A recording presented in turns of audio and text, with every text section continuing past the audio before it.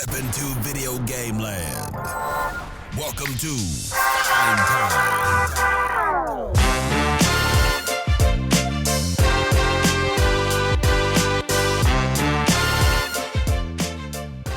Hello, party people. It's your boy Dre. And also, it's my boy Kevin. And guess what? I'm about to not be a Switch 2 virgin for very much longer. Oh, me too, Steve. When the sun flies over the horizon that many more times, we could pick up the Switch 2. You know what I think is corny? And I'm sorry if anybody out here says this. I hate when people say, like, sleep, one more sleep until Nintendo Switch 2 or something like that. Don't call it sleeps. It's weird. I don't know. I think it's whimsical. Also, Steve, that little soliloquy you just gave. Did you before losing your sexual virginity, did you use that same phrase to the woman? I'm not going to talk about all that right now. Come on, give us something. No, unbelievable. We're not talking about that. I bet you if we the last show before Switch 2 comes out. Okay, Jesus what about Christ. the first show after Switch 2 comes out?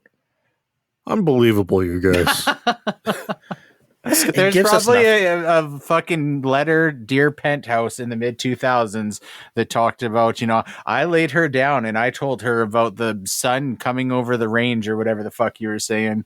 And you weren't even listening and you want to know if I said it. Unbelievable. She was ready to fuck. I used to read those in Penthouse a lot. And I was like, wow, this is what adults do? Holy shit. Like, I didn't realize. I mean, look, I'm sure some of them are true stories. Some of them are made up stories. But, I just read them in awe of like, wow. And now they just seem kind of tame. Did you ever get frisky reading the letters and need to pleasure yourself just because of the letters? Oh, yeah, absolutely. 100%. Yeah, that was definitely a thing. I enjoyed all aspects of the Penthouse. Is there any one letter that like really sticks out that like really like lit your brain up that you still remember and you can share with us? Because that would be great podcast material. God damn. I remember one. Yeah, I do actually. I remember one where it was like a car showroom. Don't tell us what it. Just recreate it. Can you try and be like Dear Penthouse? Oh, no! I can't do that. But just try I can't for do that. Memory. It doesn't. Nobody's auditing you for accuracy. It's fine. Can I just tell you what was in the fucking story? There was this car. It was a car showroom, and they fucked on top of the car while nobody was there, and they just got done. Before it was like some red Corvette or something, because of course it was, and they just got done before someone else a new customers walked into the showroom, so they almost got caught fucking on top of the car. See, I believe the story's true, but they embellish it a bit. Like it was probably a station wagon or something. It was definitely not a Corvette. Oh, sure, absolutely. That's the thing I think is embellishing. And the guy writing the letter was actually solo. There was no lady there. He just jacked off on top of the car and jacked off on a car while at work in a showroom. Yeah, so that was okay. So see, I remember one story. Okay, damn, I'm hot now. Do we need to take a break already before we get to talk about video games? Showers. It's time to hit the showers. We'll do that later. That will be our own Penthouse story. Right. However, Steve, I mean, look, I played video games this week, but they're not really worth talking about, or rather they are, but I'm going to talk about them on future episodes. So, Steve, why don't you talk about a video game? This game's not really worth talking about either, because I played this game about a month ago, but then Kevin was all, hey, Steve, you want to play Oblivion? Yes, Kevin, I would like to play Oblivion. It's much better than what this is. Oh, I was expecting positivity off the bat.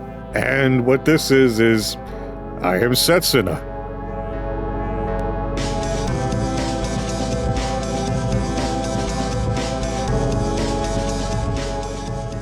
I'm borrowing a leaf from Kevin's book just a little bit. I'm revisiting a game from Switch's launch too.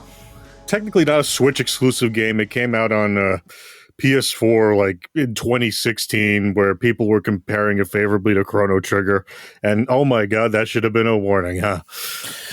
I remember the talk about this game. I remember this game coming out, I Am Setsuna, and people saying stuff about Chrono Trigger, and I'm like, there's just no way on God's green earth that's true. It just cannot be true.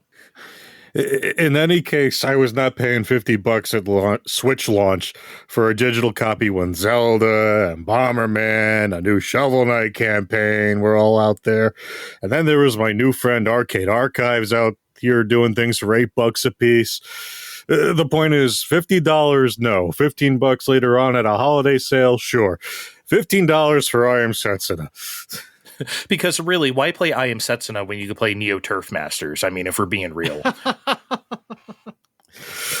So what's going on? In this world, every 20 years, peace is maintained by bringing a sacrifice to the edge of the world. You play a silent protagonist swordsman Ender. That's his job, to kill Setsuna. He has a separate job, the ritual sacrifice, before she gets to the edge of the world to die. He has to kill her before she gets there. It's dumb. See, and you guys get it? Because his name's Ender because he ends lie. Okay, anyway, it doesn't matter because the story quickly pivots to him deciding to escort her there instead, figuring that if she dies there at the edge of the world, that's technically a contract fulfilled. Guys, it doesn't fucking matter. There's too many characters and things, plot points in this game for any of this to matter, because I feel like all the Chrono Trigger inspirations everyone pretended to like in 2016 were taken from an ad someone salvaged off of YouTube. Why would anyone say this game is like Chrono Trigger? It's certainly not in gameplay, right? I mean, all of the pieces are technically there. There's a map with no enemy encounters on it, just like Chrono Trigger, but it's linear and largely featureless. There's this menagerie of playable characters they fling at you, but they don't contribute anything meaningfully, except there's just so much fucking pressing the A button, it would make a Golden Sun cutscene blush. What, so they just like yammer on endlessly or something? Or so much yammering on about things and... oh no, life. Okay, that's nice. Is he like borderline interesting, or is it just no, completely flat? I mean, there's, if to graze on battle for a second, there's double and triple techniques, just like Chrono Trigger. But good luck finding out what those are, because you have to trade monster parts with merchants for things and stuff. And when you do find them out, it's usually more efficient to figure out what the most efficient single character area of effect moves are and just use those over and over again. Oh, so they have like double text and triple text like Chrono Trigger. Is that the thing people did and said it was like Chrono Trigger? And they're mostly useless. It doesn't matter. They took the battles from Chrono Trigger too. It's just so dull. Like, you go in the areas, you fight enemies on a screen, and I guess they saunter around a bit, sort of. There's nothing creative about it. They over-tutorialize you with wall after wall and wall of text about elements and boosts and things accessories may or may not be doing. None of it actually does anything. Most battles are won with Ender and Not Frog kicking the crap out of everything. Like... I'm trying to visualize this game. Does it actually have a game flow like Chrono Trigger, where it's like, okay, you have the world map with like no enemies, and then you just go into a place, and then like it's not random battles, like the guys just appear in a little animation? Does it even do that? You see them in the space like in Chrono Trigger, and sometimes they call out more guys because they're hiding, but you know, there's no random battles. I would argue that Sea of Stars probably is more Chrono Triggery in that regard then. It is. Wow. This is fairly well liked by people in general, though, is it not? Or am I just had it in my head that this is the general consensus is this game is good.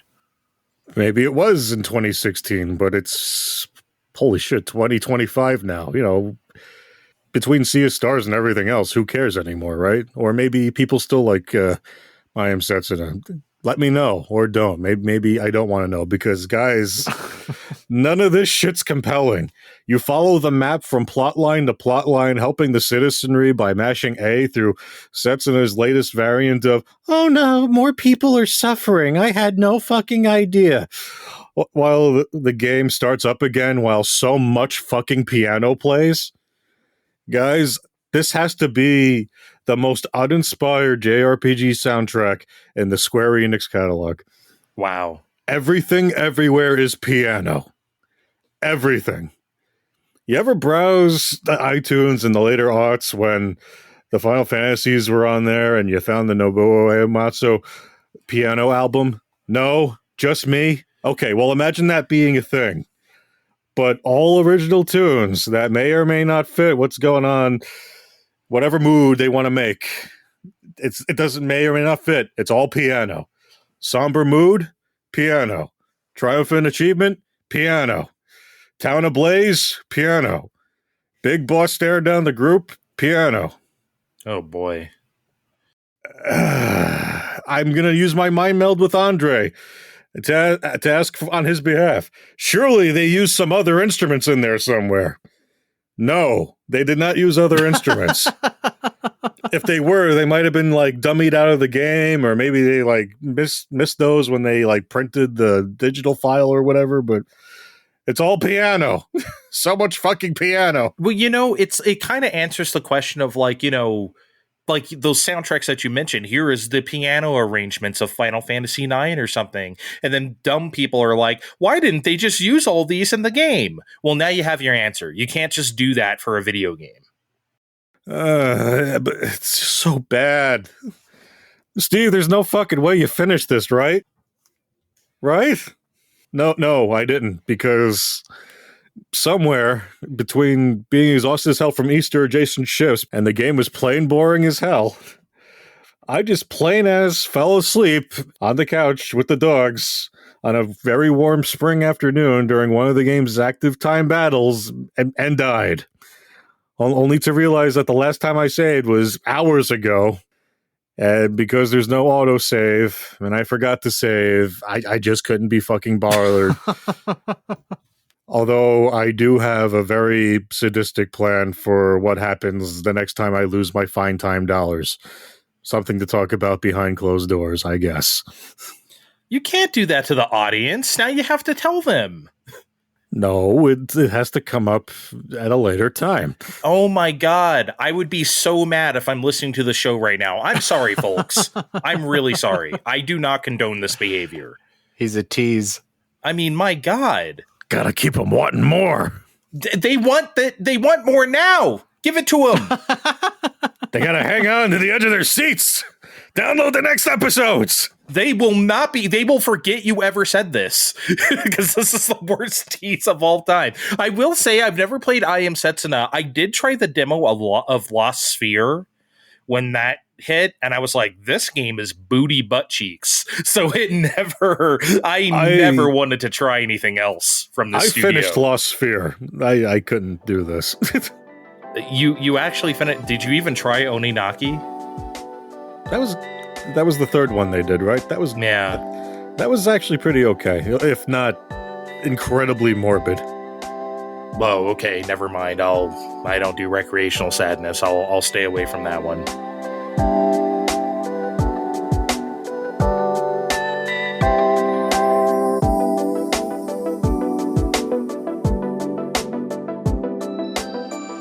All right, Kevin. I'm very proud of you right now. You know this? I'm very proud of this day, because you're going to talk about arcade games, and I am not going to talk about arcade games. You are going to talk about arcade games for us. Well, you guys inspire me. I mean, I'm so glad to hear that. You are my inspiration. Well, we did this probably a little over a year ago. And I told you guys to each pick 3 arcade games, and I was going to try them. Whether you pick them because they're just your favorites or because you think I would like them or whatever. So nobody has given me any context as to why these were picked. But I'm going to start out with Steve's 3. The first one is Growl. This is kind of a side scroller beat 'em up with guns. The whole thing here is I don't even know. All of the enemies I can only classify as animal abusers. I don't know if they're like making a zoo. I don't know if they just like hurting the animals. Like early on, there's a point where you like come down a street and there's just two guys standing there whipping a lion, like both from either side, just whipping the fuck out of this lion. And so that's, yeah, you're going around, you get to the bosses, then there'll be a fucking bird or an elephant or whatever that will help you out with the boss. Like a lot of games of this era, there's a lot of enemy repetition, but I don't understand. There are some like babes in miniskirts, and there's so many of them. Now, it would make more sense if there was like the one mastermind babe in miniskirt that was like, you know, at the top of the animal abusing ring. But somehow they found hundreds of these miniskirt clad ladies that all just they're obviously low level because they're in such great quantity, and so they just hate animals. I mean, if you were hot and you were a lady and you were wearing a miniskirt, you'd be like, fuck those you would hate animals too. You think so? Just like your life has been fucking so great up till then, and everybody's just been so nice to you because you're so hot that you're just like, I'm bored. I'm gonna punch a flamingo. I'm gonna kick a dog. Yeah, it's just that squirrel is gonna get it. Have you ever played this, Andre? Because I feel like if this would be one that you are like, the music is bumping. It is. The music's fucking great in this game. Yeah, I've played this game. It's pretty good. It's really like, the music to me sounded like it's like a like high fantasy game, but it actually like fits that motif. So yeah, this was cool. The next one was Roadrunner. Like, yes, Wile E. Coyote Roadrunner. I started playing this. I tried it a few times and I was like, what the fuck is going on? This game is absolutely impossible. I was having an extremely rough time because Roadrunner, as one may expect, moves so fucking fast, and I couldn't get any progress. And then all of a sudden, upon rebooting, I seen a note, and it specifically says use variable speed joystick.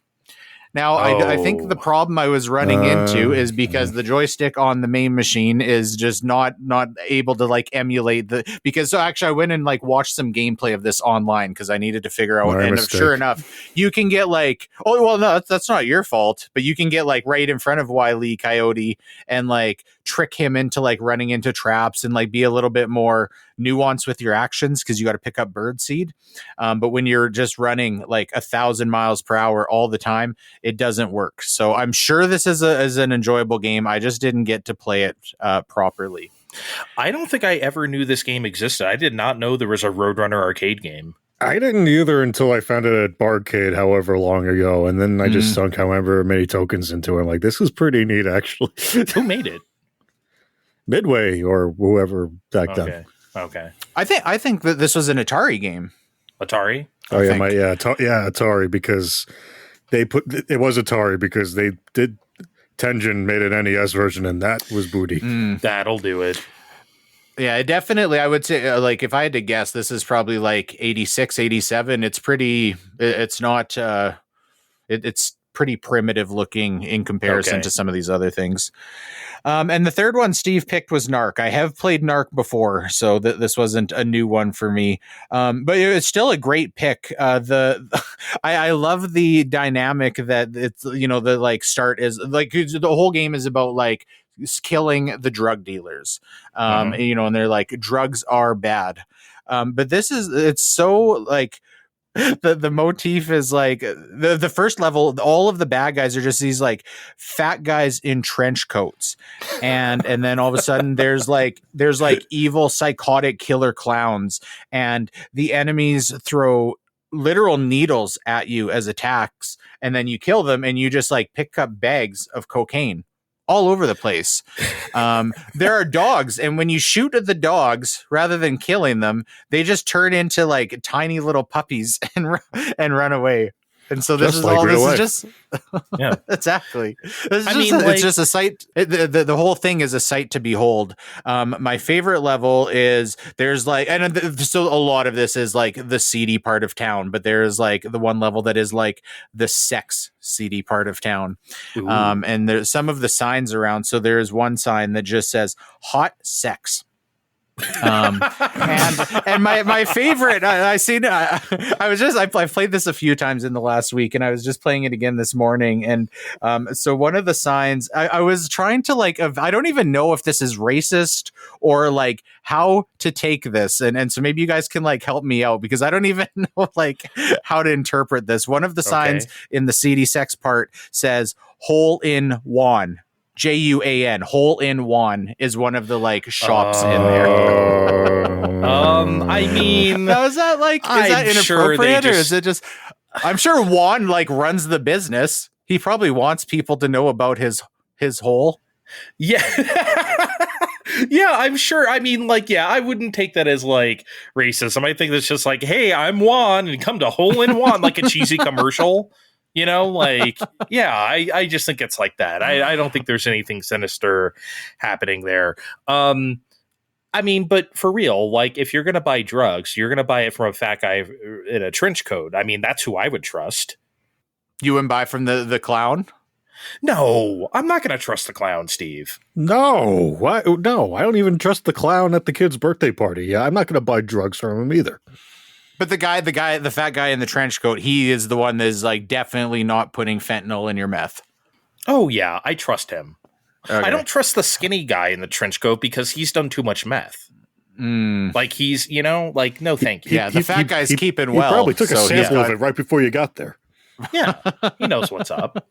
He's not also, I love it that there's the level so you can like get in cars and drive cars. You can only drive them for like 8 seconds until you inevitably run into like a wall of dumpsters and the car fucking blows up. But there's like so many sequential cars. Like you just hop into a car and then you fucking drive for a few seconds, hit a dumpster, and then immediately find the exact same identical car and just basically use these cars as consumables to go faster. So I also thought that's nice. I like that. They're cool. Not putting too much stock into like this car is really important and special. I never played NARC that much, actually. Obviously, every arcade had it, and it was really popular, but I never, like... It wasn't a machine I put, like, tons of quarters into. Yeah, it seems even now, like, if I've been to, like, a barcade or, like, a convention or something, like, NARC is just one of the staples that's still always around. Mm-hmm.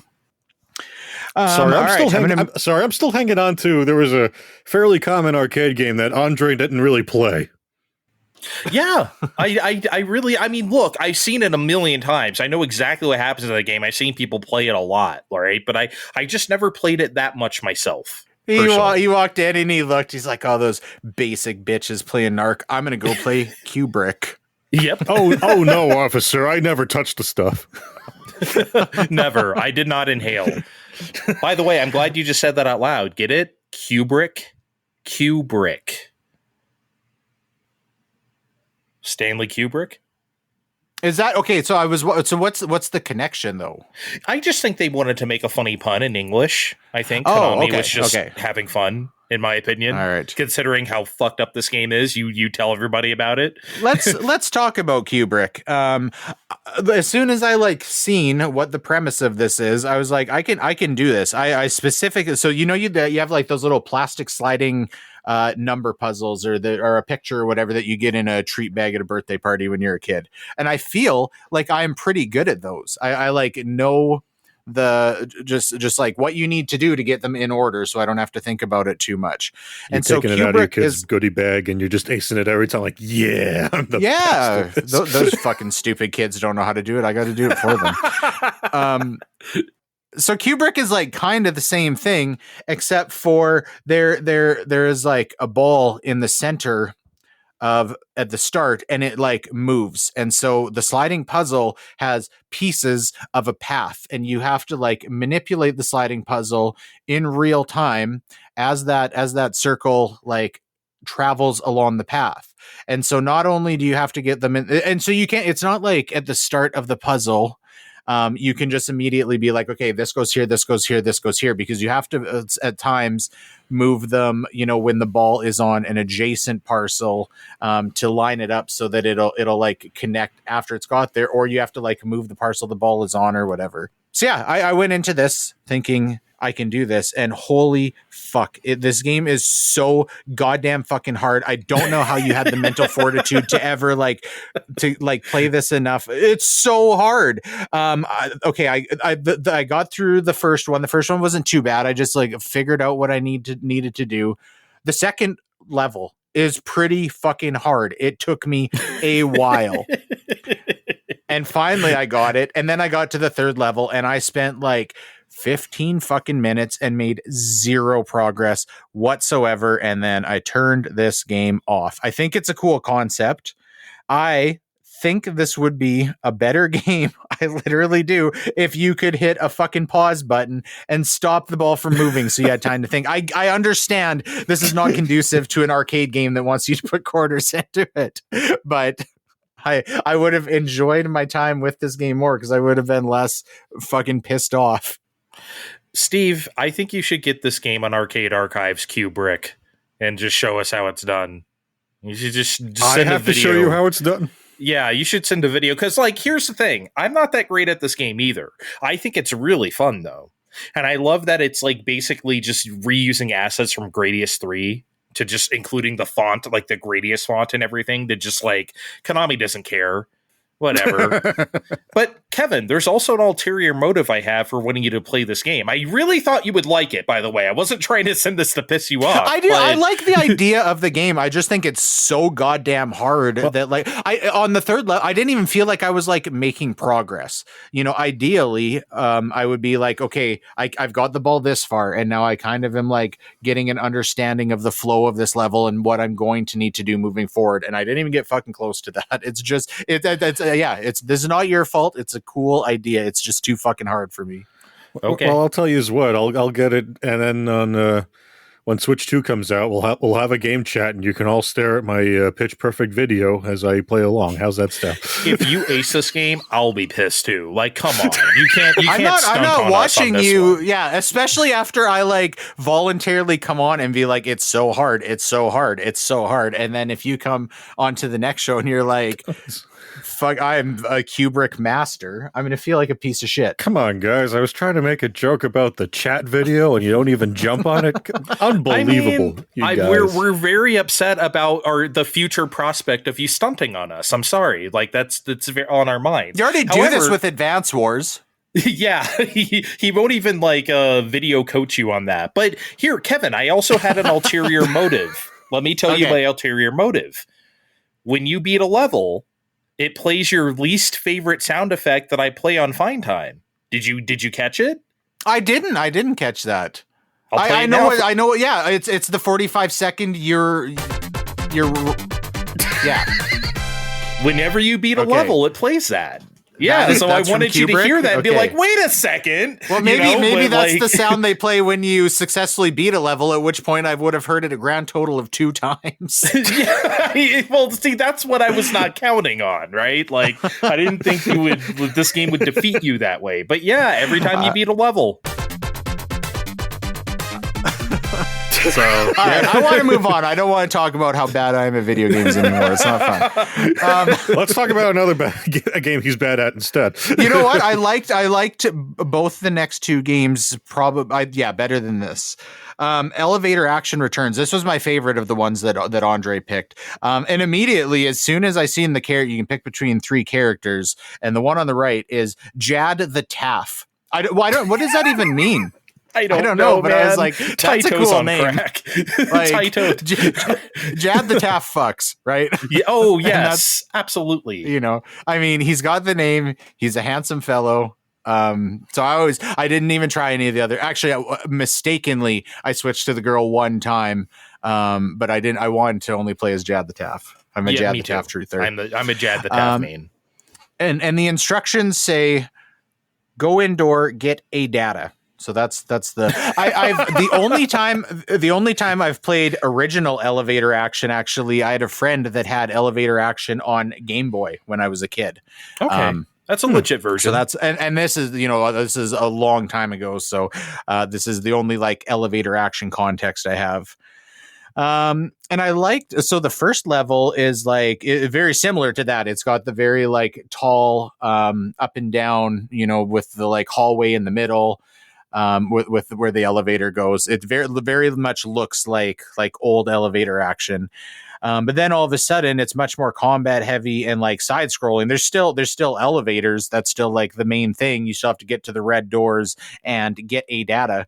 But you know, you're all of a sudden you're in like a fucking jumbo jet and going around and going up and down elevators and that or whatever. Yep. This also isn't a quarter muncher. I didn't think. I thought this game, and you know, obviously I'm not playing with real quarters. I'm going to talk more about that actually in the next one. But I felt like it's still like, especially what year did this come out? Do you know, like roughly? Because it looks 94. Yeah. Okay. So mid 90s. I think by that time that it was definitely more. What's the word that I'm looking for? Like predatory towards quarters in the arcade than it was in the 80s, right? Oh yeah, the 80s, the late 80s, early 90s didn't give a fuck about you. You're pumping in those quarters, especially like Konami beat 'em ups like The Simpsons or Turtles. You're just more money all the time.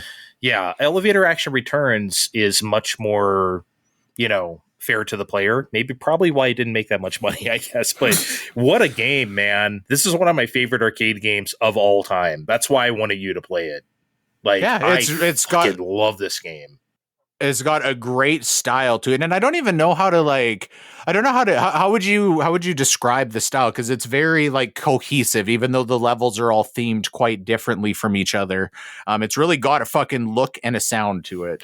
It reminds me of like late 80s, early 90s anime, Steve, like AD Police, something we've covered on this show. It doesn't have that super futuristic style, but it reminds me of like that like very well put together, stylish clothes plus like foreboding atmosphere kind of thing that I really, really enjoy. Also, the violence feels pretty visceral. There's some good like blood sprays sometimes. There's like weird graffiti in English, as you've seen, like just all over the place, like in this game. It's very like anti-establishment, but like radical.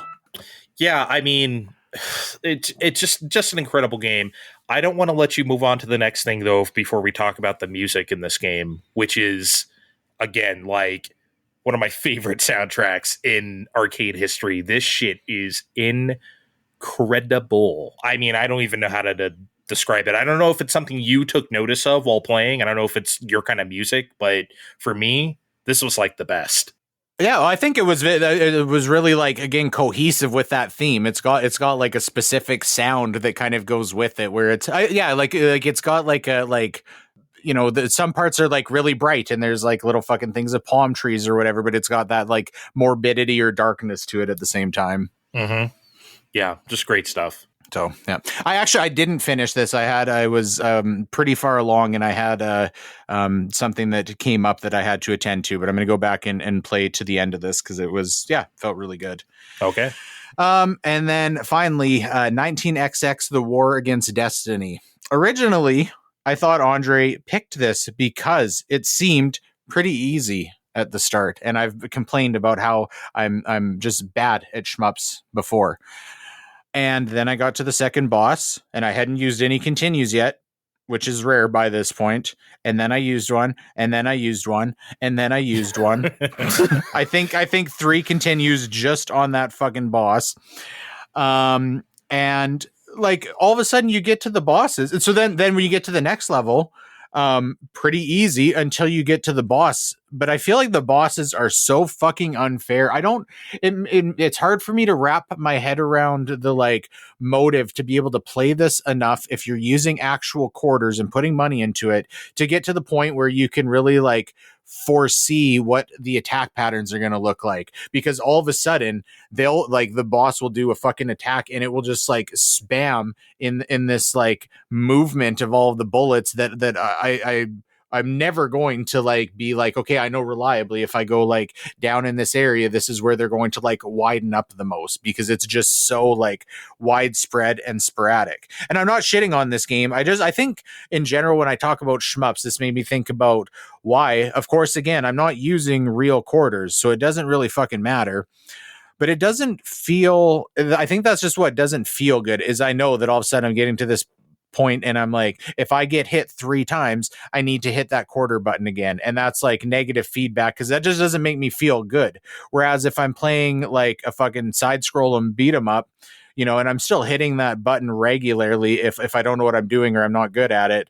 But because it's like gradually weaning you your life bar down, it's a little bit less direct, immediate feedback. And so every time I would get to the boss, I think I played into like after the 4th level, I finished the 4th boss, and then I had enough of this because I just felt shitty about my skills at playing video games. But the game, so it plays great. The shooting feels really good and powerful. They're pretty liberal with giving you like pretty good guns and like, you know, widespread or whatever. The really cool graphical effects, the ship, when it sinks at the end, I think it was the end of the first level, it like kind of like tilts backwards and like sinks down at like a diagonal angle. And it has like a 3D effect to it. I think it was the 3rd level has like a waterfall all of a sudden that you're flying like close over, like right in the background. That all looked really cool. So this, I'm not shitting on this game. It feels like it was like really built with love. But I'm just not good at these games, and it makes me feel bad about myself. That's funny, because I wanted you to play this because I think it is a feel-good shmup. Like, I really do. Like, I think it is like, especially with the lock-on shmup of the summer. Feel-good shmup of the summer. Like, especially with the lock-on mechanic and everything. Like, I just thought, like, you know. So was I okay? Because I wasn't using any fucking lock-on. Maybe I was just doing this completely wrong. What are you doing? No wonder these bosses whooped your ass. Okay. God. Well, I was just like fucking mashing the gun, and like as soon as I would get to a boss, I would like spam all of my bombs immediately to try and like get some traction here. Kevin doesn't need the targeting computer. Dies.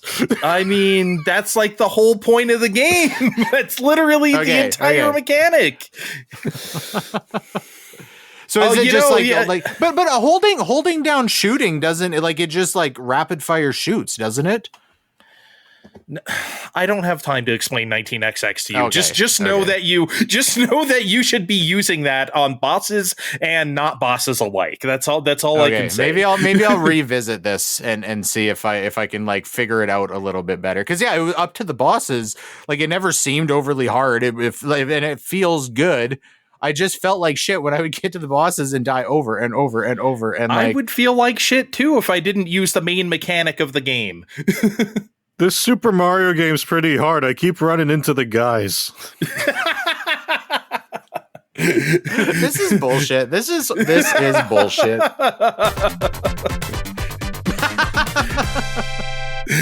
right. All right. Have I taken enough punishment? Can we hit the showers now?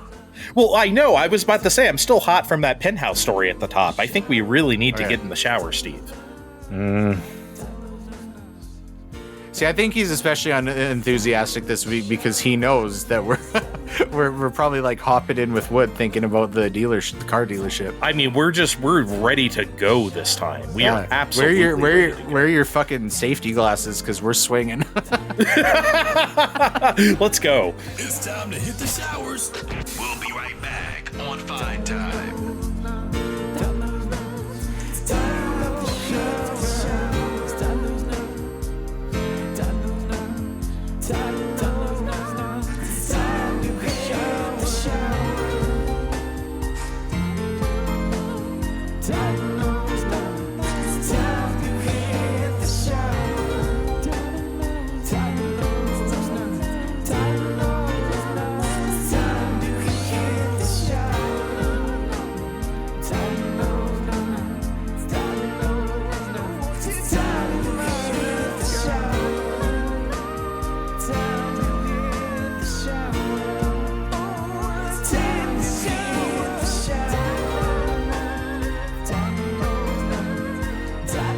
cheating ass bitch. I said cheating ass bitch. He's okay. You know what? Hello, everybody. We're back. I'm gonna let everyone hear you calling me a bitch now. So, I mean, I deserve it, really. But yeah, well, I mean, fair. Okay, we have another taste test, and this taste test was a little bit in doubt because we couldn't find the product at hand, and the product is Sprite plus tea. Sprite tea? I mean, it does have a plus. So, do we pronounce the plus? Sprite plus tea? I think it's definitely Sprite plus tea. Okay. I'm going to tilt my head and do the very weeby thing and say Sprite cross tea. Oh Lord. Okay. Well, when you take a sip, it's at that 45-degree angle. It is Sprite cross tea.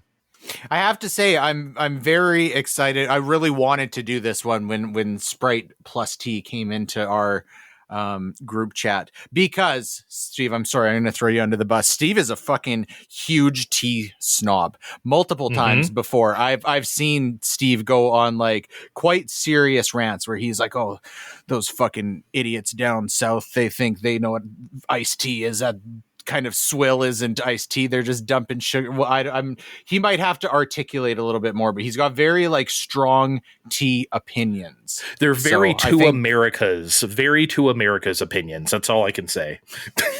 Okay, I just, all I do is say, I don't particularly like sweet tea that much, where all you do is pour one bag of sugar into 1 cup of iced tea, and then you pour that into a pitcher, and then Andre's like, "What are you talking about? That's all iced tea is." I'm like, I have never said those words. Please. See, and I think where you got it really hung up at one point was that they were calling it iced tea, and you're like, "That's not iced tea, that's sweet tea." That was the problem, was the nomenclature of the tea, right? I mean, I guess that is sweet tea, but I'm like, okay, for me, it's iced. I like unsweetened iced tea. Sometimes it has lemon in it. I mean, that's what I like. And then Andre gets on my case about that. I'm like, your tea can't taste like tea. We get it. You're white. Okay, God, I understand. It's fine. It's okay. I've literally never had just cold, unsweetened tea, ever. I don't think I've ever had that either. If I got to have a bit of sugar, I'm not dumping the whole thing of sugar in there like Steve is accusing me of, even though I like sweet tea, but I want a little something. I want at least a packet of sugar. Sorry. It's called lemon or lime. And that's your little sugar. Something. It doesn't I think need even when the Sprite plus tea was introduced to us, it was Steve that showed us. And what was your reaction? Because it was like, "Oh, look at this, it doesn't need to be carbonated. Horrible bullshit." Yeah. So, well, here's the thing. He's going to judge this by tea standards. I'm probably going to judge this by Sprite standards. But, like, I mean, I feel like it's going to be neither. That's my prediction. Do you guys do you think this is going to be good? I think it's going to be weird. If I'm being real, it's probably going to just taste like Sprite. Okay. I immediately thought it was going to be good when Steve showed us. And actually, so my daughter has tried it and... Oh, did you show it? Yeah, because Trey showed it to me. Friend of the show, Trey showed it to me. So I put the image in our chat, and then like, "Hey, Steve attacked it. If we can find it." Yeah, then he descended upon it with his eagle claws. Yes, I gotcha. Okay, but my daughter has tried it, and my mom tried it just last weekend, and they both said it was really good. And I thought it was going to be good. I'm like super excited to drink this. I predict I'm going to have a few of these around for when my blood sugar is low. Okay, wow. Okay, so high hopes. I think it's going to be weird. Steve, you think it's going to be bad? I think it's going to be Sprite at best. Okay. So all right, let's start. Let's open these bottles.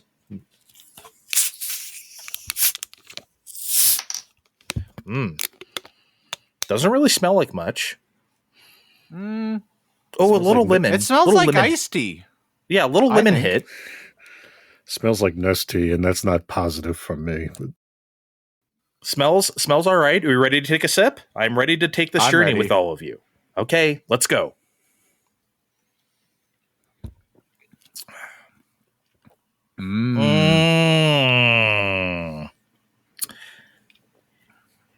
That is it's weird. Good. It's refreshing. You like it? Okay, I'm not sure yet, Steve. This is a Sprite. It's very Sprite forward. I'm not getting tea. I think so. I think it's very Sprite forward. Because I smell Nestea, but I'm not getting much lemon, I think, is what... Well, because that's weird, because it's Sprite. You're supposed to get that kind of...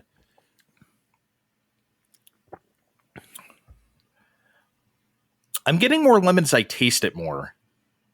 I literally think it kind of tastes like if you took a glass and you filled it half with Sprite and half with iced tea. That's pretty much what it fucking tastes like, which is pretty good. It's definitely not bad. That's for sure. I definitely taste the iced tea. I don't think it's as Sprite forward as you guys are claiming it to be. I think this is just Sprite that someone made brown. I don't know. I'm not going to go that far. I definitely taste tea.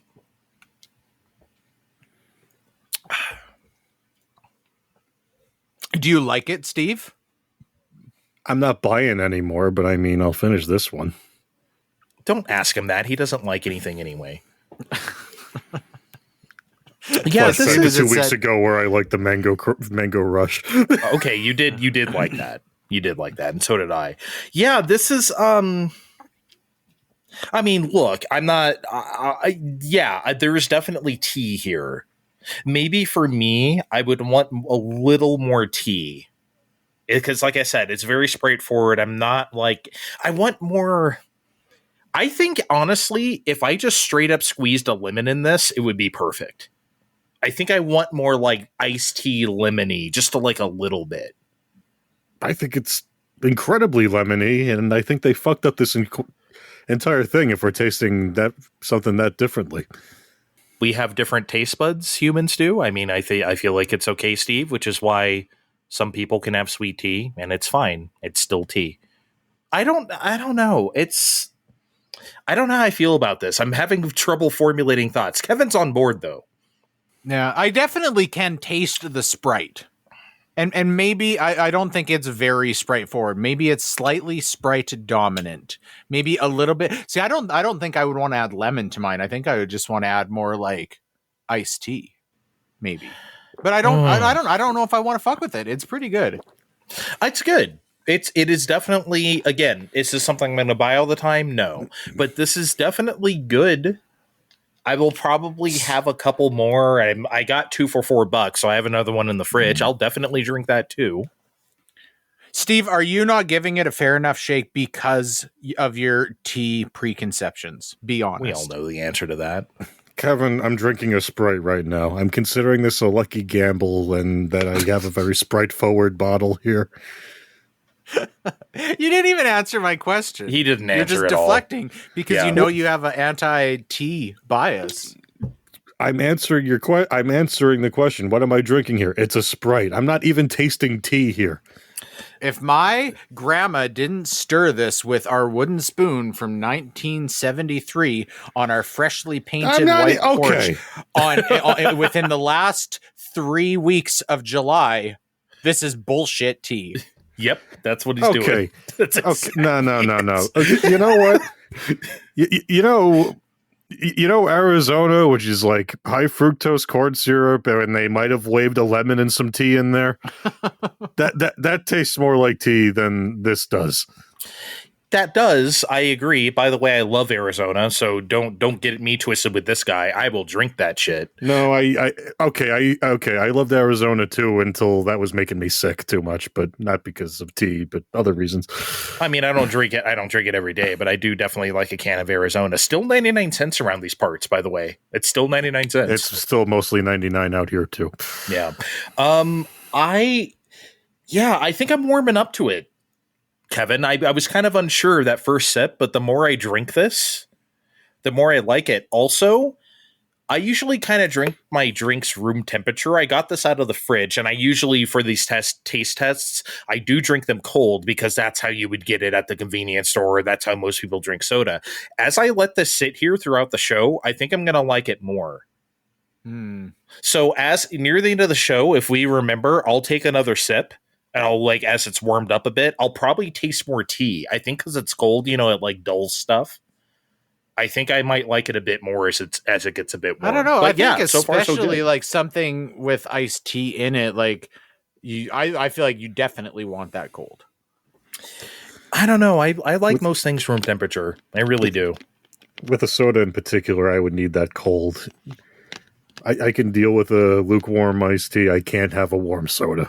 I just can't. Yeah, I'm totally Especially fine with cola. it. Like Pepsi, you're down with Pepsi being room temperature? Absolutely. Yeah. That's not cool. Like man. I always keep a couple Pepsis by my game stand over there just because, like, you know, I don't want to get up to the fridge and get it, and I don't want it to be cold anyway. The only time I really want it cold is if it's like I just got in, I'm so fucking hot, I'm reaching to like cool myself off. Then I like really want a cold soda. But for the most part, nah, not really. What about water? When you get water out of the tap, Yeah, like is it warm, like lukewarm?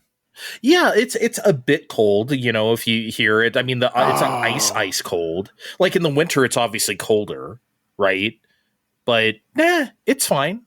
That's fucking crazy because I will like turn the tap as far to the cold side as I can and like let it run for like 10 seconds and feel it until it's maximum cold to drink. I do that too, but it's not very cold around here. It's a bit cold, but it's not like super cold, Steve. Kevin, I feed on ice cubes. I need cold. I need my cold drinks to be cold. So we're in agreement that Andre is a freak. I'm a freak. I'm a freak of the week. Okay. For sure. No, I know I'm unusual about that shit. Yeah, Sprite plus tea. A little weird, but I'm warming up to it. That's my verdict. I think mine's just broken.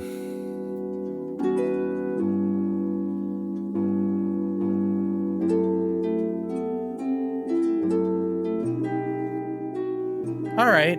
We're coming down from our sugar high a little bit. We know we got a little heated. Steve, we said things. I'm not going to apologize, but, it is what it is. It's all right. I found some real tea in the meantime. It's okay. That's okay. I mean, I'm not going to say disparaging things like I said before. I'm thinking them, but I'm just not going to say them out loud. Well, okay? that's just how civilized society works. That's fine. I might say them. We better move along because I'm pretty close to okay. We should move on. We should move on before Kevin gets rowdy. Let's just turn our attention towards Randy Pitchford. Randy Pitchford, that greasy sleaze bag, and the president of Borderlands. That's just what he is now. The president of Borderlands. I love it. We have a show title, everybody. The president of Borderlands. Anyway. He just decided to address the potential price point of Borderlands 4 being $79.99 US by claiming it's not his call. Okay, sure. Then doubling down by saying real fans would find a way to make it happen. Before going old man brain by rambling on about how Starflight for the Genesis cost that in 1991, and he found a way to make that happen with his minimum wage ice cream job out of high school at the time. God damn, well, if Randy Pitchford did it, then we can too. Of course. And also, can we, before you go on, do we buy that? Do we buy that it's not his call? That it's $80? I mean, it may not be, but... It's not entirely his call, but he's got some say, I believe. He's been a top executive at like these companies for like a long time now. Borderlands was like 15 years ago. Like he's made Take-Two a lot of money. Or is it 2K? I don't even know. Is that the same company? I can't keep track either, but okay, yeah, like I mean, come on. He has pull. If he says like, no, I want to lower the price of this game, I feel like he can do that. I feel like he's just making shit up. Yeah, I mean, he's definitely going to have some like interaction and say with how like ongoing monetization for the game is going to go, and that like plays an absolute factor here as well, right? Yeah. So he's got to be part of that discussion at the very least. For sure. Anyway, Steve, go on. Unfortunately, that's not where this unfortunate tweeting ends, because Baldur's Gate publishing director Michael Dow's made a statement calling Pitchford's statement gross and tone deaf. As it was. Devolver makes its own statement saying you'll be able to buy 4 copies of Micropunk, their own upcoming shooter, for the hypothetical same price as Borderlands 4. Devolver does not miss. When they see an opportunity, they don't miss. I wish they would have said something about how stinky he looks and how fucking gross his hair is.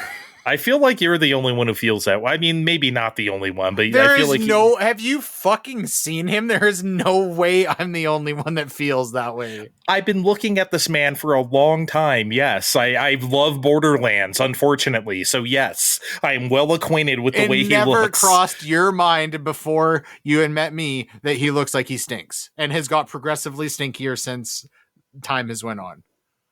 I don't think he looks like he stinks. I think he just looks methy. I don't know if maybe those are like the same things, but go on. Anyway, Steve. In the end, he would make a very half-assed apology after some other people on Twitter fed his tweets into a handsome Jack AI. Like,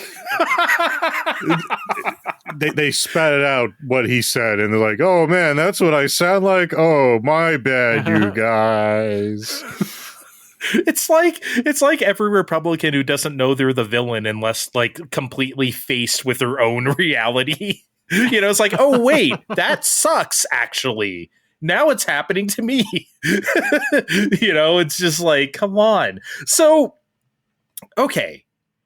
We've been having variations of this discussion ever since everyone decided Nintendo invented $80 games, Steve, which we kind of took to task last week. Just this year, they invented $80 games. No, nary a game has ever been $80. You all just sat there and bought $60 games for your Xbox 360 until you wanted to pay $100 for your premium Gears of War 3. But no, you've never paid more for a video game before. Never. Anyway, I wanted to come back to this because in the past, and probably last big deal, I brought up the fact that, you know, Chrono Trigger was $80, or Killer Instinct Gold, I paid $85 for it, or Phantasy Star 4 was like $90, right? Like, and let me distance myself, though, from Randy Pitchford here. When I brought up those prices, I wasn't trying to equate those 90s prices to our situation today. It doesn't really equate that way. What I was trying to say was, back then, we didn't necessarily see those prices as adversarial. We just found something else to play. Oh man, that shit's really expensive, that Phantasy Star 4. I guess I'll buy this one that's $30. We didn't have this thing nowadays where it's like, oh no, the price of game, like everyone's having this hemming and hawing about it, versus like back then, it was just kind of like, okay, that's what the game costs. You either pay it or you don't. And maybe that's what Randy Pitcher was trying to say. I'm not trying to give him benefit of the doubt here because he doesn't deserve any. But it's like, not everyone is going to find a way to make it work. We have entire games that are free, motherfucker. I can go play Marvel Rivals for $0, like an entire ass game with like Marvel characters, online with my friends for nothing. You're going to have to make a very attractive proposition for for someone to pay $80 for your game. That proposition is Mario Kart World. That proposition is not Borderlands 4. Like, sorry. And I love Borderlands. I do. I'm not paying $80 for it, though. I won't. I'll just wait like I always do, Kevin. Yeah, actually, you would be the perfect person to ask about this. Like, in my mind, I wonder if he's overestimating how many, you know, hardcore Borderlands fans there are. And I'm not saying it's small. Obviously, like they're doing their own state of play for this. I just feel like after Borderlands 2, it was a much more appealing property than after 3. I didn't really feel like 3 had that same hyper presence, especially for a little while after release. I'm not saying the franchise is dead and out. But I don't think people care about this franchise in specific as much as they did 10 years ago. I think you are correct.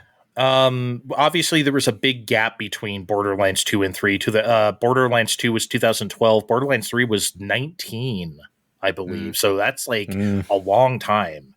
And people forget about you. And also, things change. Culture has changed. Borderlands had a very specific late 2000s type of meme humor that a lot of people find annoying.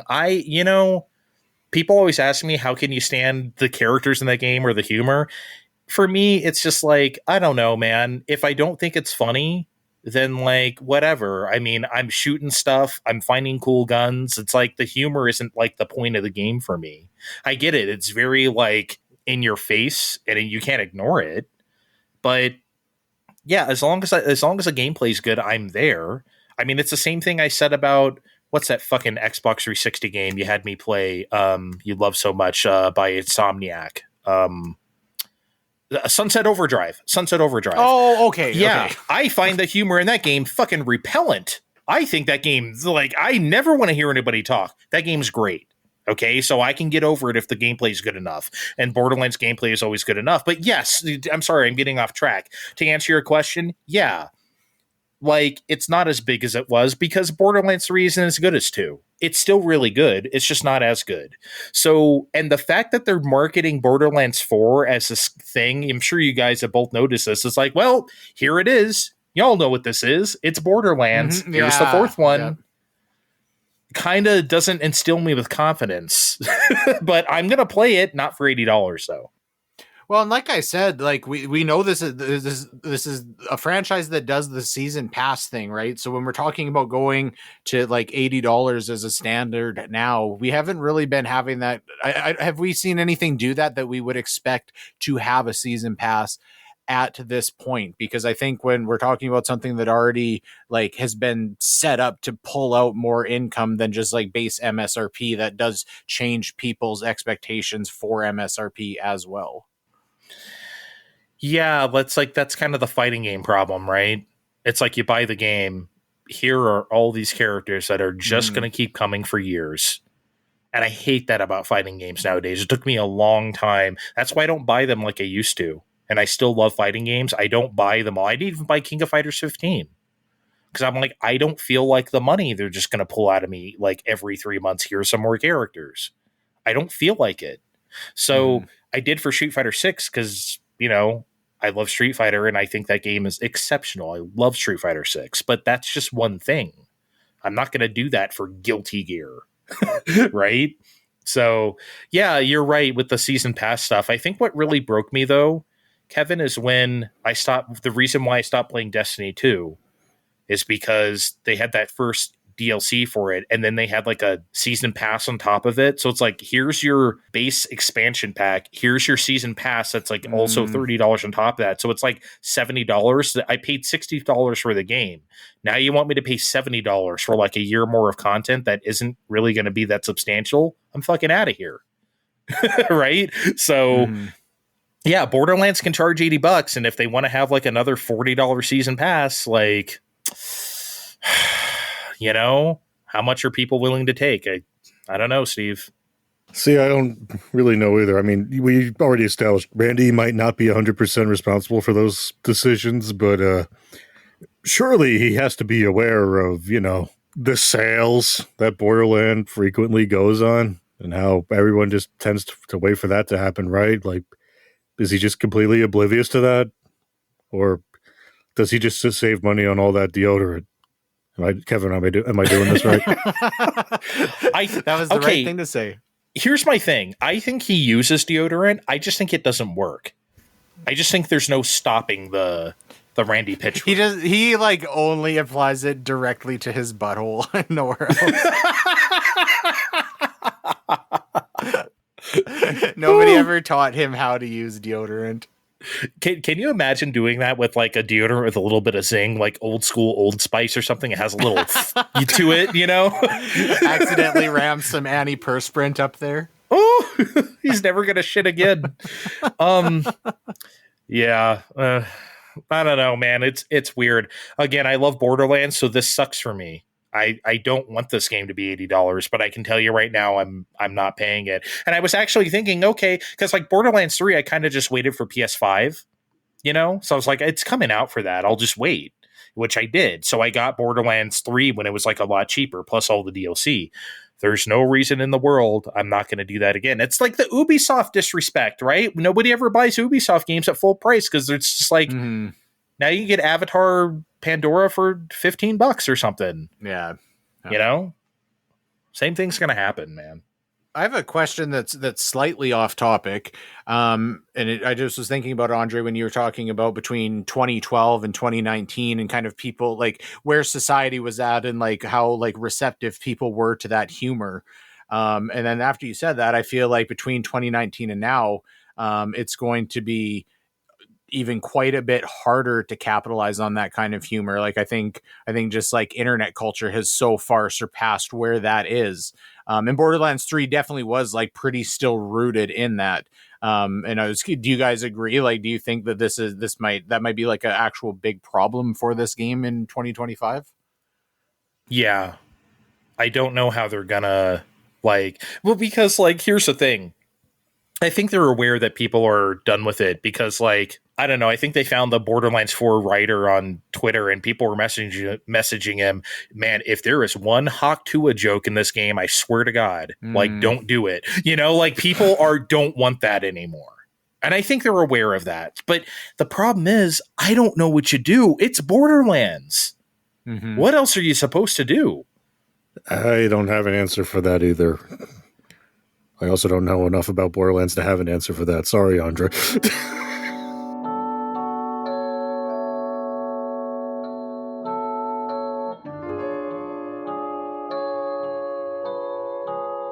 All right, so Mortal Kombat 1, or Mortal 1 Combat, as we affectionately call it around this show, because they just put the 1 in the middle of the Mortal and the Combat. So I don't know if you're reading left to right, that's Mortal 1 Combat to me.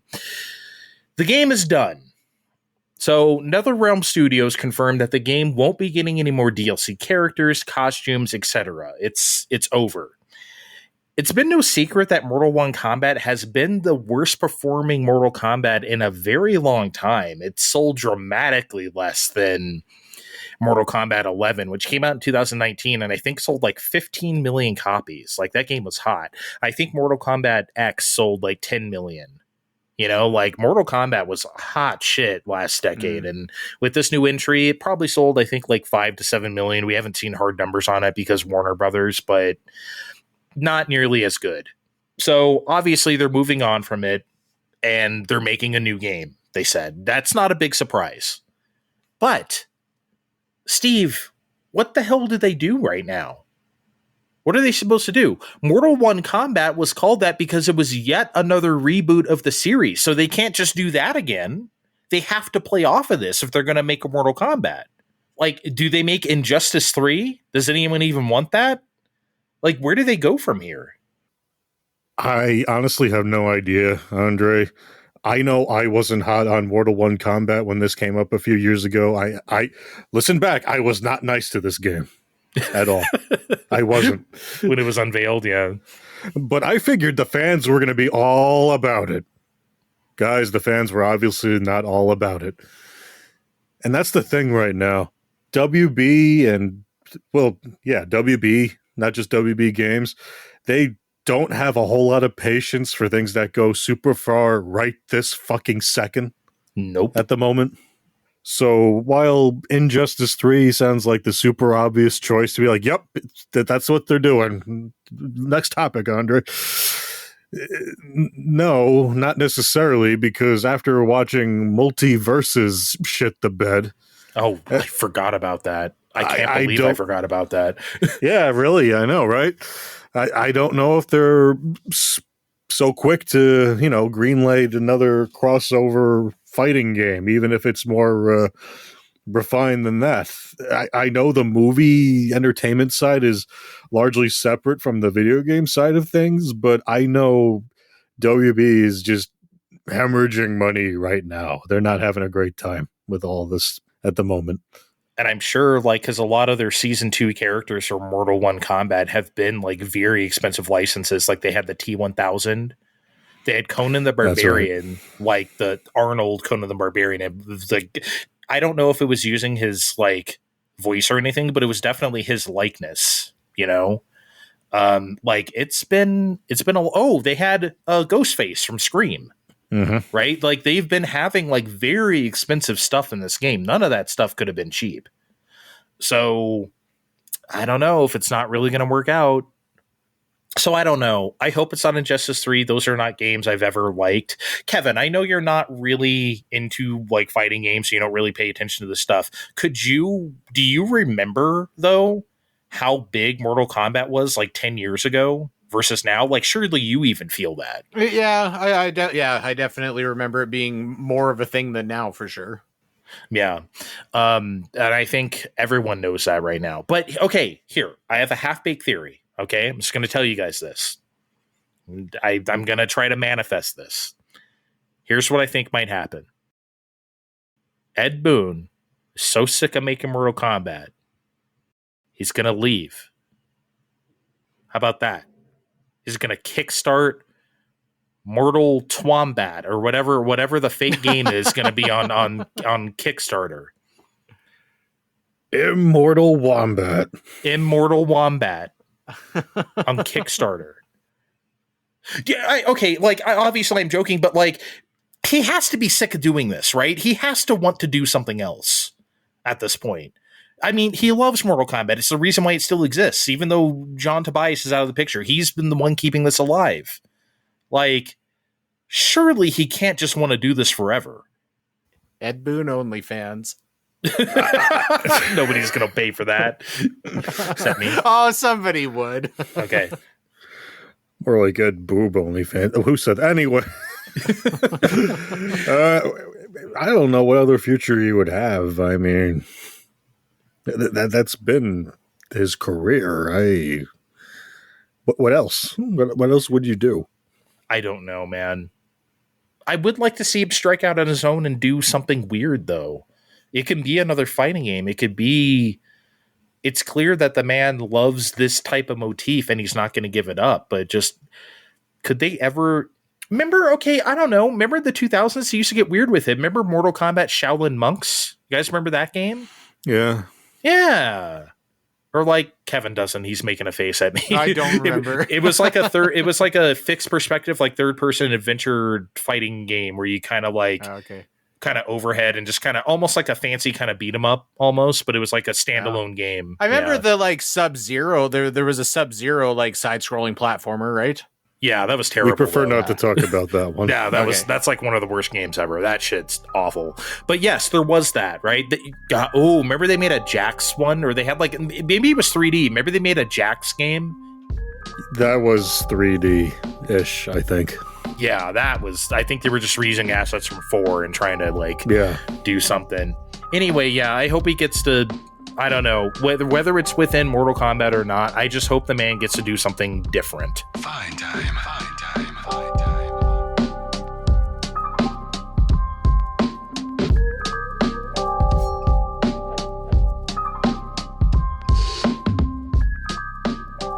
All right, guys. Here's something we're going to try now.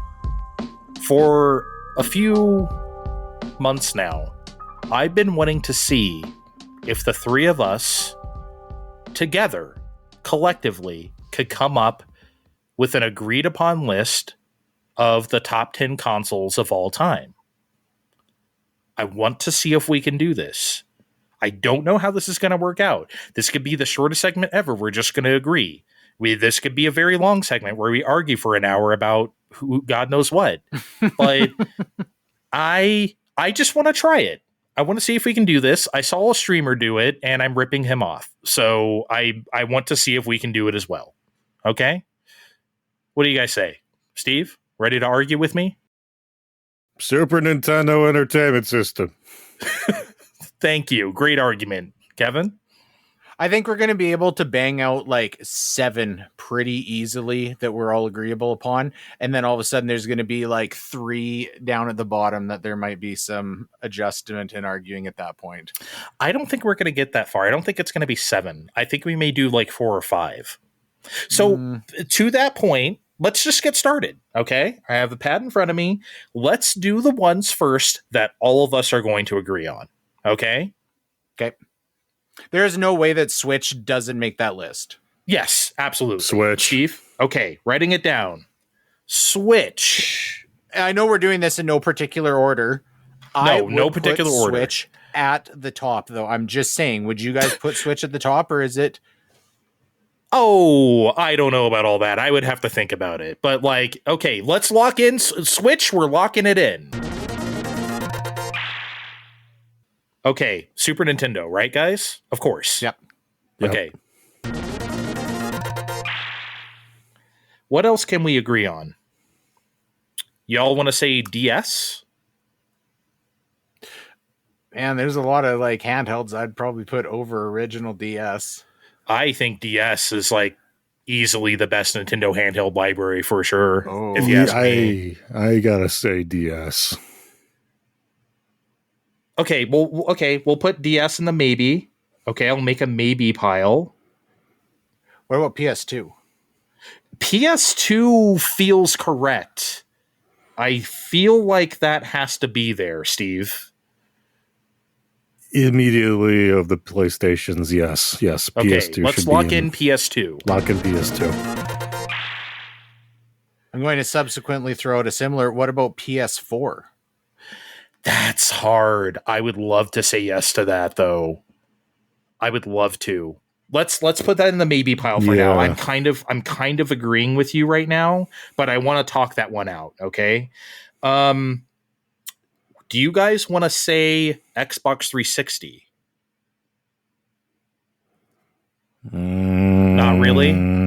I think it's hard to like, I think we need to like firm up the list a little bit more. I think the 360 deserves a spot in the maybe pile. Okay. Yeah, I'll put it over there. Do we, okay. What about GameCube? It's one of my favorites, but I don't know on a broad list like this where I'm being nice with you people. It's on my list, but I could be talked into it. Right now, I'm not really there, but I'm not super opposed. I feel like I would have to think about it. It's not a stone cold lock for me, though. I think if I was doing like Nintendo home consoles after Switch and Super Nintendo, GameCube comes at number 3. It is for me, too. I mean, we really just have to browbeat Andre into it at this point. Yeah, I mean, I'm not... Again, you won't have to do much convincing. I'm not totally opposed. I would put GameCube above PS2, actually. Not in quantity, but strictly in quality. I would put GameCube above PS2. I would as well. Like, obviously, we're Nintendo people. That's the way we lean. So if we've all locked in PS2, if you would as well, then we've got to lock in GameCube. Why are you even being reluctant? If I said PS2, I don't know. Like, let me sit. Let me just sit. We will probably have it. Let me marinate. He's using this as a bargaining chip down the road when he's trying to tell us that Dreamcast makes the list. Oh, Dreamcast is here. I'm deleting this entire show. Dreamcast is on this list. I don't know what to tell you. I mean, there's a lot of interesting stuff on the Dreamcast that wouldn't hold a candle to some of the other stuff. I think it needs to be on the list. The Dreamcast in the maybe pile. Tentatively. Buddy, it's okay, fine. We'll talk about that later, but I mean, fine. I'm writing it down in maybe. So what do we have as hard yeses right now? The hard yeses we have right now are Switch, SNES, and PS2. Those are absolute that's stone cold lock. Damn. Yeah. Those we've are got the only quite a ones bit of room on this list still. Yeah, so we can probably be a little bit more generous drafting things in. I want to return to the DS conversation.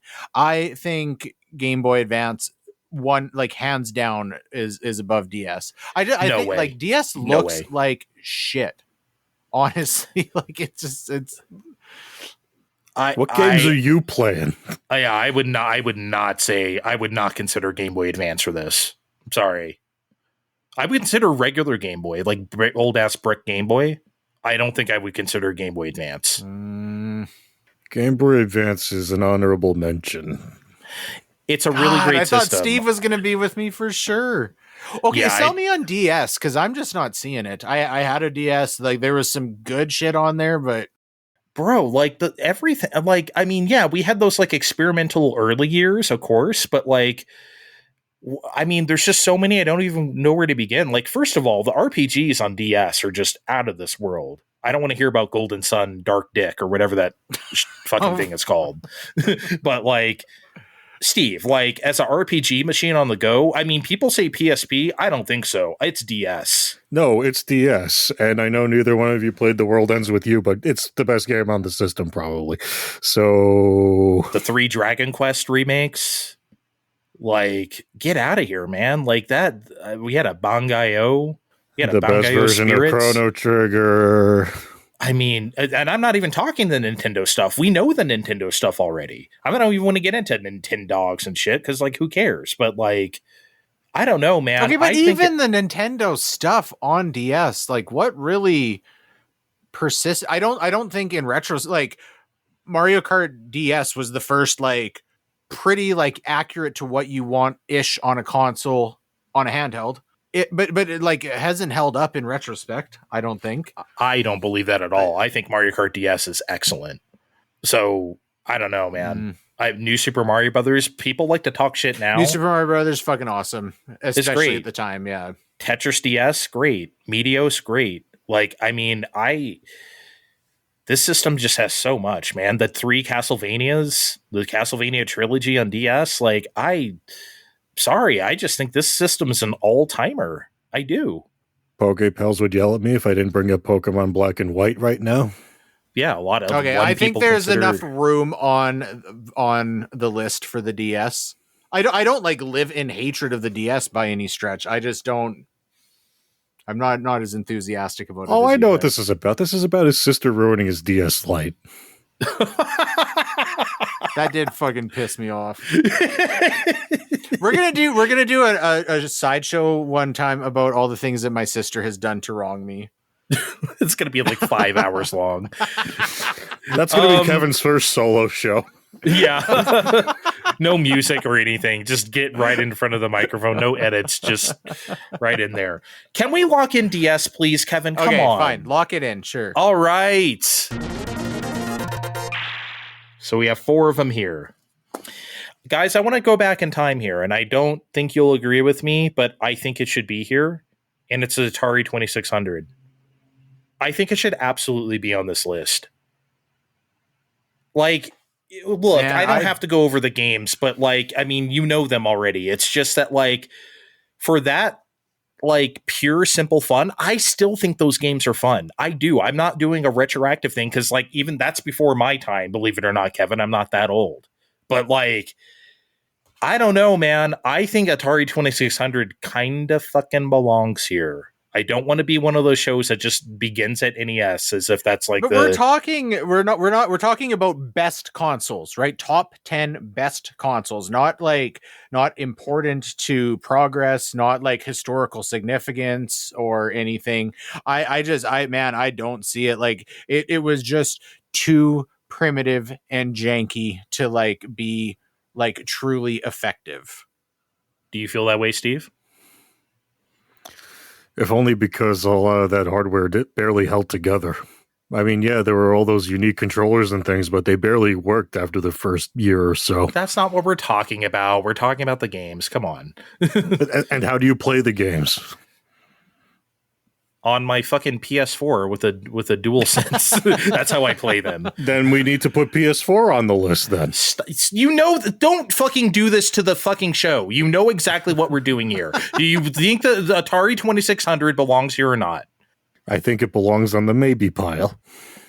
Kevin. We're not going to convince Kevin.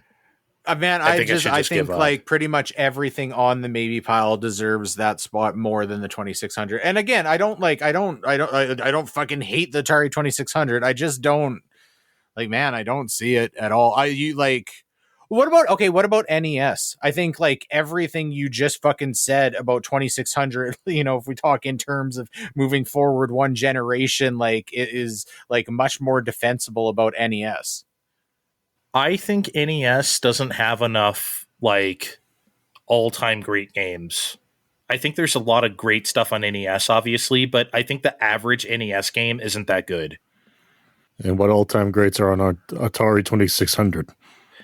I mean, any number of those simple-ass, I mean, what is that one? Not River Raid? Am I making River Raid and Barnstormer the same game? Are those two different games? I don't know. Like the arcade ports that really do work are excellent, like Frogger or like Pitfall on 2600 is cool. Yeah, like I think like everyone talks about Yar's Revenge. I actually don't even like that game that much. It's cool.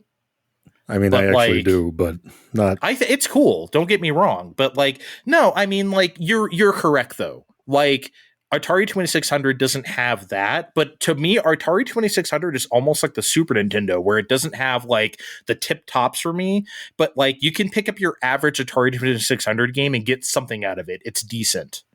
The and I average just think there's a lot of 2600 that. game that I pick up, I'm like, I don't have a fucking clue what's going on here. I need to look up on the internet, like how I'm even supposed to like visually interpret. Well, that's because this. Kevin's younger than us. We get it. Well, that's where you really needed the manual more than you really even needed the manual in the 8 and 16-bit era. You really needed the manual for those. Otherwise, it's like, what the hell am I doing? But that's not your fault, or the game's fault, rather. It's just, that's just the era. Okay, I mean, look, I'm not married to it. I would personally put Atari 2600 on here, but I'm not going to fight over it. So if you guys don't if we get down to like 8 and we don't have better options, then I think we can like absolutely revisit that discussion.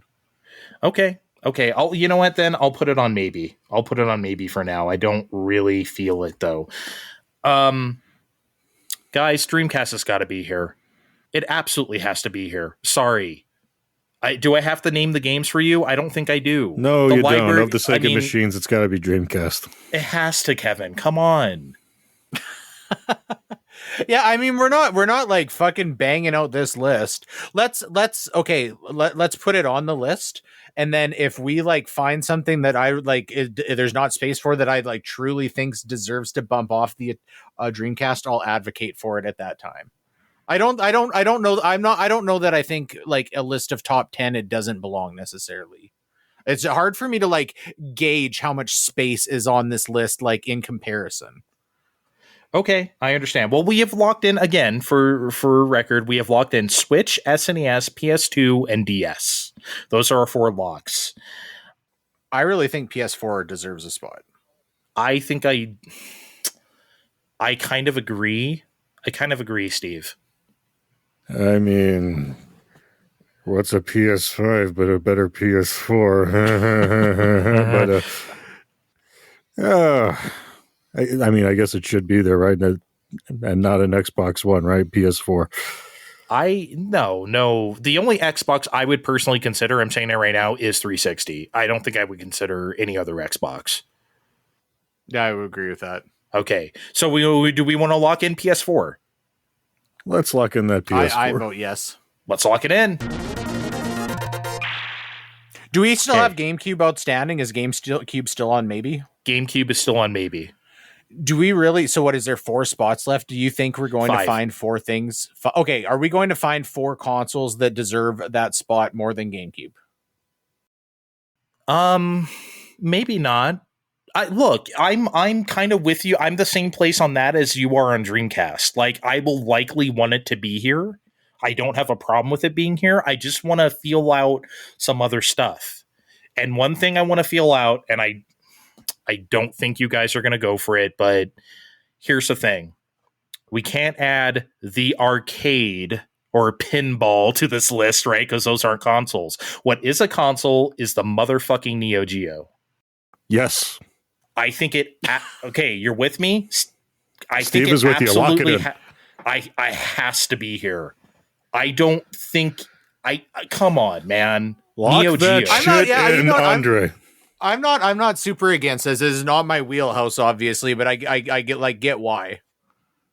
I won't oppose. Oh, right. Okay, let's lock it in. All right, I'm happy. Very happy. The reason the Neo Geo wasn't like wildly successful was because it was expensive as fuck, and I think that's like the only reason. Right, but also like I almost never think of the Neo Geo as a home console. To me, it's just something you did at the arcade. So it's like I'm just saying. I guess if theoretically, if you like, if it was as available and priced similarly to Super Nintendo, and I guess was like getting the like support for that reason. Well, the arcade cabinet in itself was a console. In a way. You kind of just plugged in because that was the whole thing about it. It's like, hey, arcade operators, you buy one cabinet and you can buy these boards, you know? So that's kind of how it worked. Okay, we put on PS4. Let me cross that. Do you guys want to consider, I kind of briefly brought it up, do you want to consider Game Boy? Old ass brick Game Boy? I think that's worth considering. It has a lot of bangers. I'm willing to consider it. especially if we can consider Game Boy and Game Boy Color. Yeah, sure. Those are the same thing to me. They are to me as well. Yeah, you know what? If those are the rules we must play by, which are not agreeable, but if that's what we're doing, if it's Game Boy and Game Boy Color, then sure. Okay, y'all want to lock it in? I'm okay with it. But there's no if GameCube does not wind up on that list, I would like absolutely advocate for GameCube bumping Game Boy / Game Boy Color. Well, two separate consoles. We're locking in Game Boy. And you know what I'm going to do for you? On this list, I'm going to write down Game Boy in parentheses, put color. That's what I'm going to do.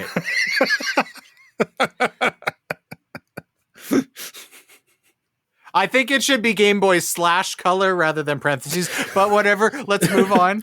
I wrote down the word color. You should be happy I even did that. Let's recap for the people. Our top 10 so far: Switch, SNES, PS2, DS, PS4, Neo Geo, Game Boy, parentheses, color. That's 7.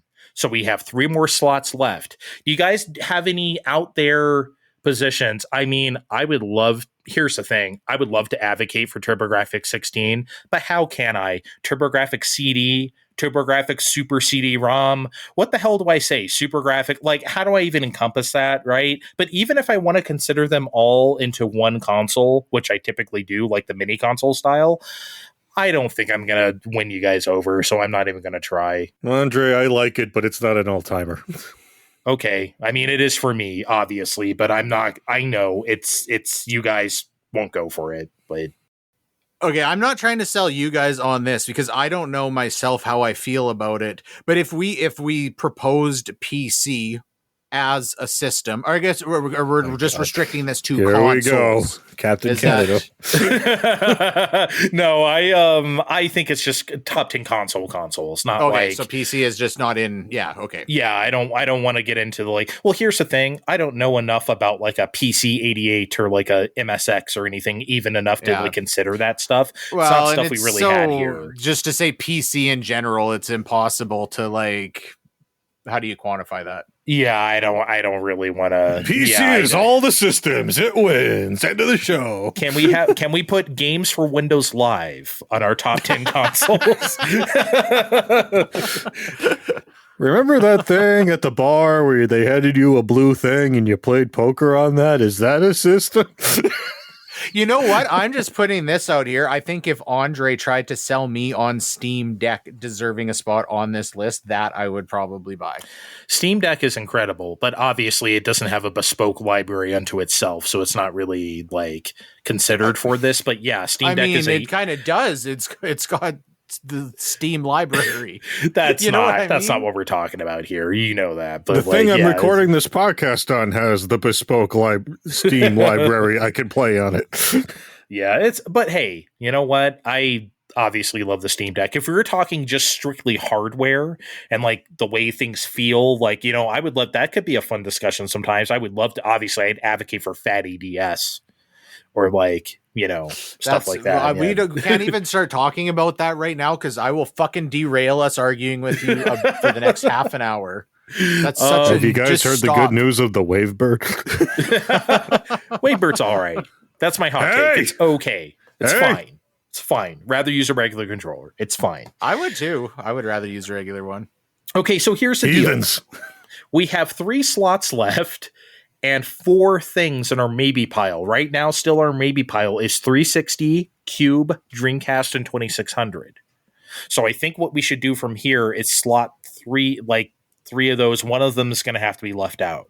I thought Dreamcast got locked in already. No, we didn't do that. Are we going to lock in Dreamcast? Because that's what I want to do. Lock in Dreamcast. I'm just saying I would lock in GameCube before I would lock in Dreamcast. Like lock in the 2 of those. Lock in double lock in? Okay, double lock in. Lock in Dreamcast and GameCube. Let's go. You hear that sound? Oh, fucking 2 times. Yep, there you go. Super locked in. All right, 360 and 2600. Someone's got to go home. 360 over 2600, like hands down for me, I would say. But we also need to stop. Like, what are we not thinking of? Yeah, that's what I'm thinking of. I don't want to go too fast here. Like, I want to make sure. That's why I thought of like TurboGrafx, even though you guys aren't gonna go for that. The FM Towns Marty. Yes, Marty only. If it were just me, and again, this is something I'm not going to convince you guys of, I would have Master System on here. I would say TurboGrafx before Master System. Over NES, just because of like lack of consistency on NES? I think your average... well, here's the thing. I think that, like I said, the heavy hitters on NES are so heavy that Master System can't even fuck with it, right?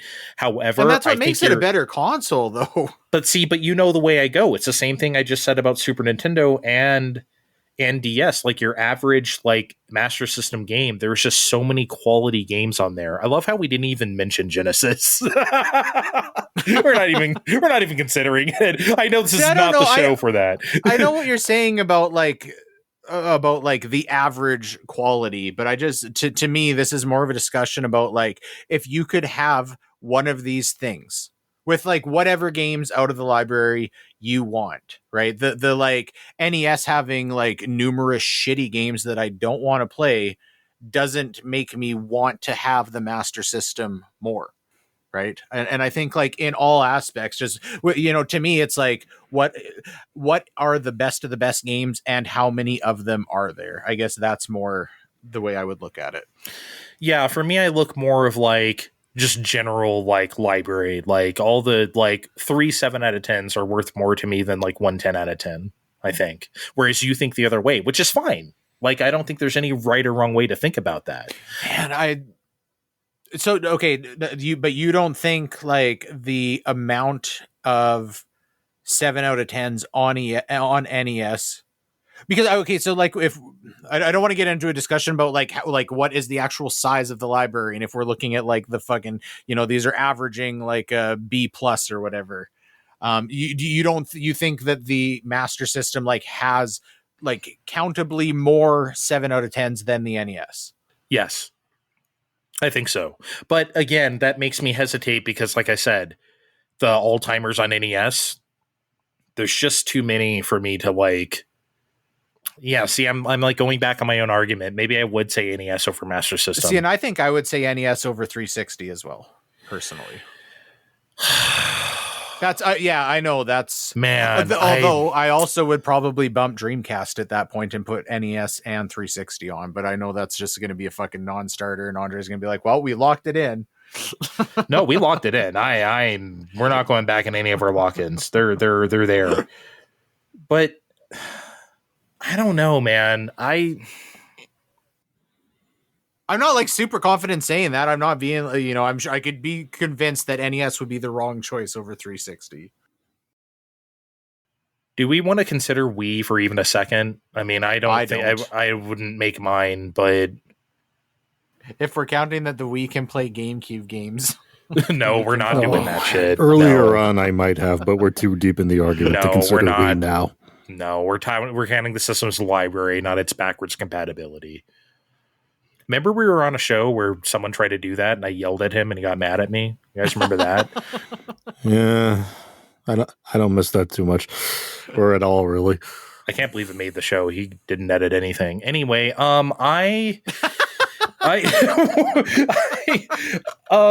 man, you're kind of getting me like NES pilled right now, actually. I'm kind of like, I don't know. No Nintendo 64, by the way, right? No. Okay, I want to start talking to you about like Adventure Islands and like those kinds of things. I think that's where it's gonna like get you. Yeah, see, like Adventure Island, I love those, all 3 of them. They have 6 Mega Mans. They're great. Most of them anyway. Your favorite is on there. It is. See, I'm talking myself into it. Shit. Man, you might be onto this. I didn't think NES would make this, but I don't know, man. 360, what a great fucking console, man. Like, just the wealth of games on that system. Mm-hmm. It's almost PS2-like to me. Yeah. Like, I mean, that really was the PS4 of that generation. When we think about why we would put PS4 on the list, I think the 360 goes in for the same reasons. But I would say PS2 and PS4 are better than 360 is the problem. Would you say that? I would too. Yeah. Okay. Where are you at, Steve, with like 360 versus NES? I think it needs to be the NES. I hate to be such a Nintendo ass show. I know that's what we are, but like we are a Nintendo ass show. But the NES also existed here not just here. It existed everywhere for a decade for a reason. It just persisted in our lives. 360 has like, again, I don't want to break down every library, but like, man, I don't know. This is really tough for me. 360 also had all those muddy Xbox Live games. They did. Think about you talking about how fucking garbage shit the 360 ran at the end of its lifespan when they were trying to put games that probably should not have been on there. 8 discs or so for Wolfenstein. Man. My heart says NES. Are we really going to have like 7 Nintendo consoles on here or something? Like, come on. We were born in the 80s. What do these people expect? I know we were born in the 80s, but I can't. There's a reason that we're fucking contemplating putting 7 Nintendo consoles on the list, and that's because their first party software is like they are the best software developer in the world, like by a long shot. That's why. They absolutely are. We all believe that. That's the nucleus of this show. Yeah. So and they've like consistently been that, so that's why every console generation they're like at least in the discussion. What fine, you know what? I think it's just gonna have to be NES. I really don't know what else to do here. Not something I thought I'd be considering today. Do we want to lock it in? Is that our final one? NES. I think it feels good. Okay, NES. Let's lock it in. I can't believe it. All right, here's our Super Nintendo pilled asshole centric list. Here it is. We have Switch, SNES, PS2, DS, PS4, Neo Geo, Game Boy /Color, even though I wrote parentheses, GameCube, Dreamcast, NES. All right. Fuck. We would have been such more cool, hardcore, legitimate gamers if we had 360 on that list. I know. What are we gonna do? We're not legitimate at all. What can we say?